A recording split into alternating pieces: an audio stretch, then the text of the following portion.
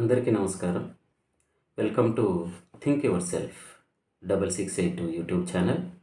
ఈ ఛానల్ ద్వారా మనం వ్యక్తి వికాసాన్ని ఆశిస్తాం, వ్యక్తిలో మార్పు కోసం ప్రయత్నం చేస్తాం. ఈరోజు మాట్లాడబోయేటువంటి అంశం ఇంకెప్పుడు నువ్వు బాగుపడేది. అందరూ ఏమనుకుంటుంటారంటే నేను బాగానే ఉన్నాను అని అనుకుంటూ ఉంటారు. అది బయటికి, లోపల కాదు. మరి లోపల మనలో ఏమి ఉన్నప్పుడు మన మనస్సు బాగాలేదని, వేటిని మనం తొలగించుకోవడం వల్ల మన మనస్సును బాగా ఉంది అని చెప్పి భావించవచ్చు. అందులో కొన్ని అంశాలను ఈరోజు చూద్దాం.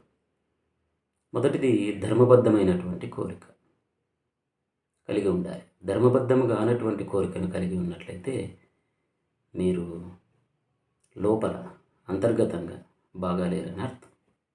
ఉదాహరణకి శూర్పణఖ ధర్మబద్ధం కానటువంటి కోరికను కోరుకొని తన ముక్కును కోల్పోయింది, పరాయి పురుషుని కోరుకుంది. కాబట్టి మనది కానీ దాని గురించి మనం ఎప్పుడు ఆశించకూడదు, కోరుకోకూడదు. రెండవది తనను తాను అదుపు చేసుకోలేనటువంటి విపరీతమైనటువంటి కోపం. ఈ విపరీతమైనటువంటి కోపం చాలా సందర్భాల్లో మనకు కీడును కలుగజేస్తుంది. ఉదాహరణకి రావణుడు చెల్లెలు వెళ్ళి చెప్పగానే విపరీతమైనటువంటి కోపంతో వెళ్ళడం, సీతను అపహరించడం, రామాయణ యుద్ధం జరగడం, చివరికి తన 10 తలలు కోల్పోయి చనిపోవడం.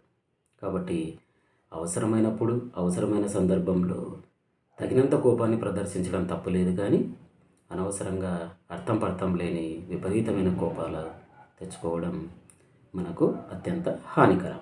ఇంకా మూడవది తన అవసరాలకు కూడా ఉపయోగించుకోలేనటువంటి ధనమును పొదుపు చేస్తూ ఏమంటాం దాన్ని, పిసినిగొట్టుతనాన్ని ప్రదర్శించడం. మామూలుగా అయితే డబ్బును ఎవరు కూడా వృధాగా ఖర్చు పెట్టరు, ఇది సహజం. వేరే వాళ్ళ కోసం ఖర్చు పెట్టాల్సినంత అవసరం లేదు. కానీ తనకు తాను కూడా ఖర్చు పెట్టుకోలేనటువంటి వ్యక్తి ఎవరైతే ఉంటారో ఆ పిసినారితనాన్ని పోగొట్టుకోవాలి. ఇది ప్రమాదకరం. ఎందుకంటే నువ్వు అంత డబ్బును మిగిల్చి తినక కూడబెట్టి ఎవరు పరుల పాలైపోతుంది. కాబట్టి డబ్బును నీ కోసం, నీ కుటుంబం కోసం, నీ ఆప్తుల కోసం తగినంతగా ఉపయోగించుకున్నప్పుడే నువ్వు అంతర్గతంగా బాగున్నావు అని అర్థం. తర్వాత ఏ పని చేసినా, లేకుంటే గిన వ్యక్తుల పట్ల, వస్తువుల పట్ల ఏవైనా సరే ఇది నాదే, నాకే సొంతం, నాకే కావాలి అనేటువంటి భావన ఏదైతే ఉందో ఇది కూడా మనకు చాలా ప్రమాదాన్ని కలుగజేస్తుంది. ఉదాహరణకు చూడండి, ఒక అబ్బాయి ఒక అమ్మాయిని ప్రేమిస్తాడు. ఆ అమ్మాయి ఇతన్ని ప్రేమిస్తే ఓకే, లేదనుకోండి ఆ అమ్మాయి మీద విపరీతమైనటువంటి దాడులు చేయడం, చంపేయడం, యాసిడ్ పోయడం, ఇలాంటివన్నీ మనం సమాజంలో చూస్తూ ఉన్నాం. ఈ ధోరణి సమాజానికి చాలా ప్రమాదకరం. కాబట్టి దేన్నైనా ఆశించవచ్చు, కానీ దక్కనప్పుడు దాన్ని స్వీకరించేటువంటి గుణాన్ని కూడా మనం కలిగి ఉండాలి. కాబట్టి దక్కని దాని గురించి మనం ఎక్కువగా ఆరాటపడడం అనేటువంటిది కూడా తప్పు. ఇది మనల్ని అంతర్గతంగా బలహీనులను చేస్తుంది. నెక్స్ట్, అత్యంత గర్వాన్ని కలిగి ఉండడం. ఈ గర్వం అనేటువంటిది మనిషిని అధఃపాతాళానికి తొక్కేస్తుంది. ఏ పనైనా సరే నేను చేయగలను, నా వంతుగా నేను ప్రయత్నం చేయగలను అనుకోవడంలోనే మనకు సంతృప్తి ఉంటుంది. నేనే చేయగలను, ఇంకెవడు చేయలేడు అనేటువంటి గర్వాన్ని మనం ప్రదర్శించరాదు. దీనికి ఉదాహరణగా మనం భీమాంజనేయ యుద్ధాన్ని చెప్పుకోవచ్చు. ఆంజనేయుని చూసి ముసలి వానరం అని చెప్పి భీముడు నిందిస్తాడు. ఆంజనేయుడు వీలైతే నా తోకను కదిలించని చెప్తే ఆ తోకను ఎత్తలేక భీముడు పరాజయం పాలవుతాడు. కారణం భీమునికి తన బలం మీద ఉండేటువంటి గర్వం. నేనే బలవంతుణ్ణి, ఏదైనా చేయగలను అనేటువంటి గర్వాన్ని ఆంజనేయుడు అణచివేస్తాడు. కాబట్టి ఆ ధోరణి కూడా మనకు మంచిది కాదు. తర్వాత ఎదుటివారికి ఉన్నదని నాకు లేదు అని వాళ్ళ మీద అసూయను పెంచుకోవడం. ఈ అసూయ అనేటువంటిది చాలా ప్రమాదకరం. మనలో ఎక్కువ శాతం దీన్నే గమనిస్తూ ఉంటాం. పక్కనే ఎవరో వాళ్ళ ఫ్రెండ్ ఇండ్లు కొన్నాడు అంటే, లేదంటే కారు కొన్నాడనో, లేకుంటే స్థలం కొన్నాడనో లోపల మదన పడుతూ ఉంటారు. పక్కన వాళ్ళు ఏది చేసుకున్నా కూడా ఓర్వలేనితనం ఎక్కువ ఉంటుంది, అసూయ ఎక్కువ ఉంటుంది. ముఖ్యంగా ఆడవాళ్ళలో ఎక్కువ ఉంటుందని అంటుంటారు. ఇప్పుడు మగవాళ్ళకు కూడా ఆ జాడ్యం అంటుకుంది. కాబట్టి ఎదుటి వాళ్ళని చూసి ఎప్పుడూ అసూయపడొద్దండి. మనకు సంబంధించినటువంటి బంధుమిత్రులు ఎవరైనా సరే మనకన్నా ఉన్నత స్థితిలోకి ఎదుగుతున్నప్పుడు వాళ్ళని ప్రోత్సహించండి. అరే వీడు మనవాడే ఎదుగుతున్నాడు, వాడు ఇంకా ఎదగాలి, 10 మందికి సహాయం చేయాలి.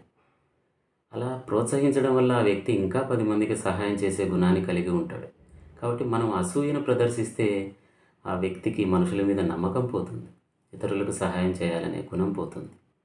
బయటికి ఏదైనా సరే వీళ్ళతో చెప్పుకుంటే మనకు ఇంకా మంచి జరుగుతుంది అనేటువంటి ఆలోచన నుంచి ఆ వ్యక్తి దూరం అవుతాడు. కాబట్టి ఇది కూడా ప్రమాదకరం.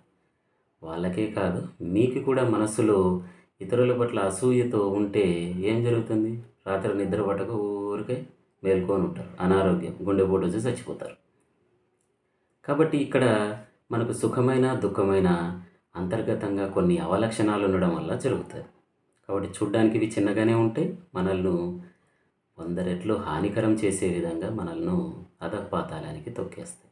ఇక్కడ మీరు బాగా గమనించండి, ఏదైనా సరే మనం చేసే పనిని బట్టి మనకు సుఖమైన దుఃఖమైన దక్కుతూ ఉంటుంది.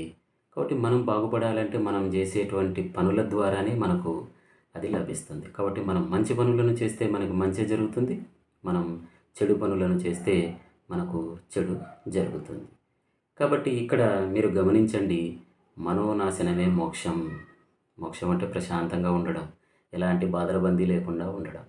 మనోనాశనం అంటే మనస్సును స్థిరంగా ఉంచుకోవడం, ఎలాంటి దుర్గుణాలు లోపల లేకుండా మీకు మీరు ప్రశాంతంగా బతకడం కోసం ఇప్పుడు చెప్పినవే కాకుండా ఇంకా మిగిలిన ఏవైనా అవలక్షణాలు మీలో ఉన్నట్లయితే మార్చుకొని మీరు మీ జీవితాన్ని సాఫీగా సుఖవంతంగా ఉంటారని చెప్తూ ఆశిస్తూ, మీరు అంతర్గతంగా బాగుండాలని కోరుకునేటువంటి ఈ ఛానల్కు మీ సబ్స్క్రైబ్ ఎంతో ముఖ్యం. కాబట్టి ఇలాంటి మంచి విషయాలను 10 మందికి చేరవేసేటట్లుగా దీన్ని సబ్స్క్రైబ్ చేయండి, షేర్ చేయండి. ధన్యవాదాలు.